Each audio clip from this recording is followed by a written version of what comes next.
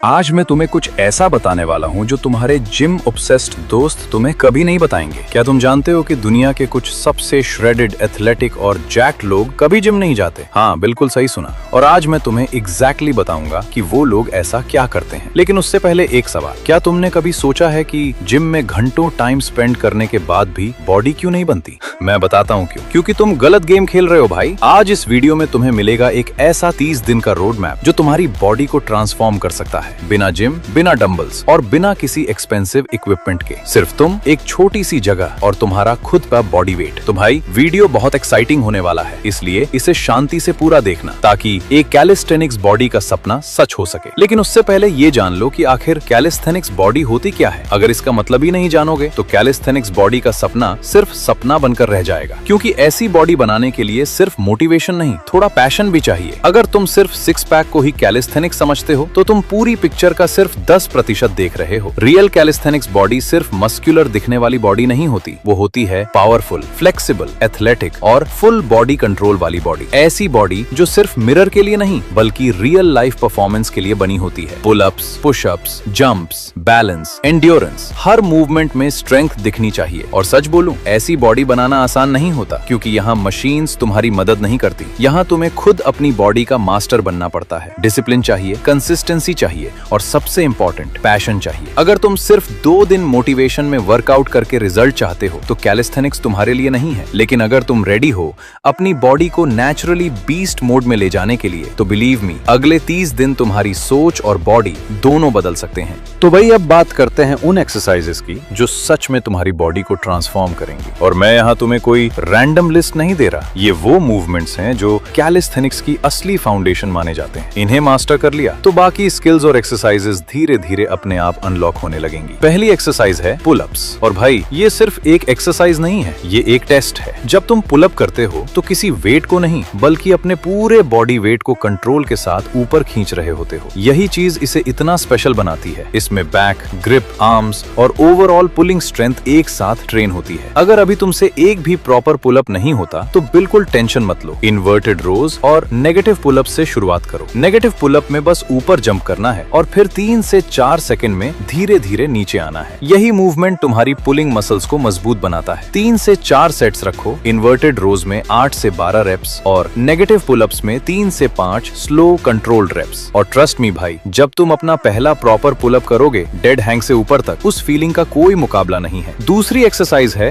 Dips. Upper body pushing strength के लिए इसे सबसे पावरफुल एक्सरसाइजेज में गिना जाता है। कारण बहुत सिंपल है, इसमें चेस्ट, शोल्डर्स और ट्राइसेप्स तीनों मसल्स एक साथ काम करती हैं। यही चीज तुम्हें सिर्फ मस्कुलर नहीं बल्कि वास्तव में स्ट्रॉन्ग बनाती है। अगर तुम बिगिनर हो तो बेंच डिप्स से शुरुआत करो। इससे बॉडी धीरे धीरे मूवमेंट के लिए तैयार होती है। जैसे जैसे स्ट्रेंथ बढ़े, पैरेलल बार डिप्स पर शिफ्ट हो जाओ। 3 से 4 सेट्स और 6 से 10 कंट्रोल्ड रेप्स काफी हैं। और एक बात हमेशा याद रखना, लक्ष्य सिर्फ रेप्स पूरे करना नहीं है बल्कि पूरे मूवमेंट में बॉडी वेट को कंट्रोल के साथ पुश करना है। जब क्लीन और डीप डिप्स होने लगेंगी तब तुम्हें खुद महसूस होगा कि तुम्हारी पुशिंग स्ट्रेंथ कितनी ज्यादा पावरफुल हो गई है। तीसरी एक्सरसाइज है पाइक पुशअप्स। और भाई, सीधी बात करता हूँ, ये वही एक्सरसाइज है जिसे लोग सबसे पहले स्किप करते हैं और यही उनकी सबसे बड़ी गलती होती है। सोचो एक सेकंड, जिम में देखो, सब लोग चेस्ट के लिए पुशअप्स, बेंच प्रेस, डिप्स सब कुछ करते हैं, लेकिन शोल्डर्स वो अक्सर निग्लेक्ट हो जाते हैं और फिर 6 महीने बाद बॉडी में बैलेंस नहीं होता, पोस्चर खराब लगने लगता है और अपर बॉडी इनकम्प्लीट दिखती है। पाइक पुशअप एग्जैक्टली उसी गैप को फिल करता है। इस मूवमेंट में करना क्या होता है, बॉडी को वी शेप में रखो, हिप्स ऊपर रखो, फिर हेड को ग्राउंड की तरफ धीरे धीरे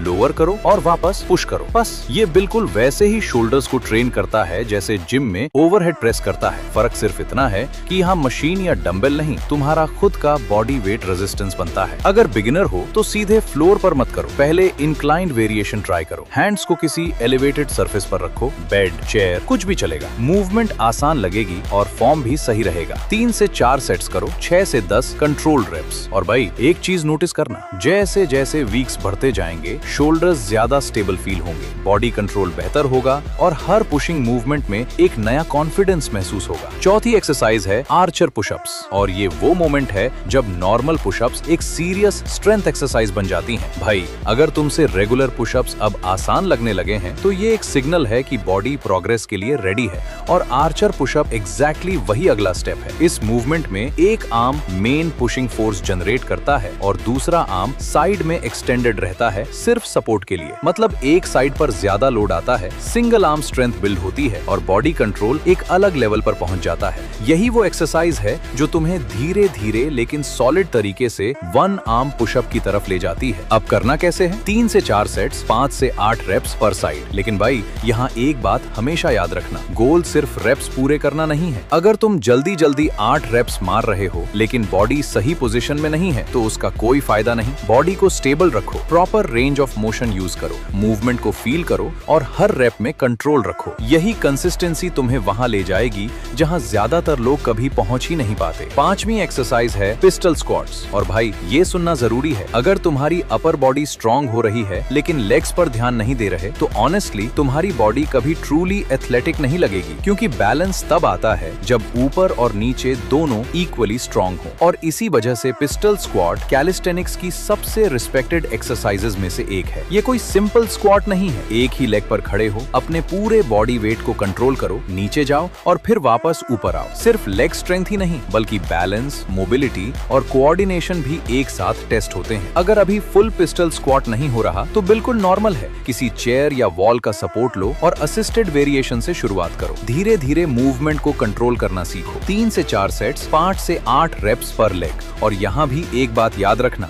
जल्दी जल्दी रेप्स मत मारो। डेप्थ इंपॉर्टेंट है, बैलेंस इंपॉर्टेंट है। एक स्लो कंट्रोल रेप 10 जल्दबाजी में किए गए रेप्स से कहीं ज्यादा वैल्यूएबल होता है। और भाई जिस दिन तुम बिना किसी सपोर्ट के एक लेग पर स्टेबल स्क्वाट कर लोगे, उस दिन जो लोअर बॉडी स्ट्रेंथ और एथलेटिक फीलिंग आएगी वो सच में अलग लेवल की होगी। छठी और आखिरी एक्सरसाइज है हॉलो होल्ड। और मैं जानता हूँ ये सुनकर थोड़ा बोरिंग लगता है, सिर्फ एक पोजीशन होल्ड करनी है, कोई फैंसी मूवमेंट नहीं, कोई स्किल नहीं। लेकिन भाई यही इस पूरी लिस्ट की सबसे इंपॉर्टेंट एक्सरसाइज है और सबसे ज्यादा निगलेक्ट भी की जाती है। मैं तुम्हें सिंपल तरीके से समझाता हूँ क्यों। सोचो एक बिल्डिंग, अगर उसकी फाउंडेशन वीक हो तो ऊपर कितना भी अच्छा स्ट्रक्चर बना लो सब हिलता रहेगा। तुम्हारी बॉडी में कोर वही फाउंडेशन है। पुल अप्स करो, कोर चाहिए, डिप्स करो, कोर चाहिए, पिस्टल स्क्वाट करो, कोर चाहिए। बिना स्ट्रॉन्ग कोर के हर एक्सरसाइज अनस्टेबल फील होती है। हॉलो होल्ड में करना क्या है? लोअर बैक को ग्राउंड पर प्रेस करो, बॉडी को टाइट रखो और पोजीशन होल्ड करो। कोर लगातार टेंशन मेंटेन करता है, बॉडी कंट्रोल इंप्रूव होती है और स्टेबिलिटी बढ़ती है। अगर फुल हॉलो होल्ड अभी मुश्किल लग रहा है तो बेंट नी वेरिएशन से शुरुआत करो। नीज को चेस्ट की तरफ फोल्ड करके होल्ड करो। 3 से 4 सेट्स काफी हैं। ये बोरिंग लगेगा, मैं गारंटी देता हूँ, लेकिन 2 से 3 हफ्ते बाद जब तुम्हारी सारी एक्सरसाइजेज इंप्रूव होने लगेंगी, पुल अप्स क्लीनर होने लगेंगे और डिप्स ज्यादा कंट्रोल्ड महसूस होंगी, तब एक बार इस एक्सरसाइज को याद करना। तब समझ आएगा कि ये बोरिंग दिखने वाली एक्सरसाइज ही असल में सबसे जरूरी थी।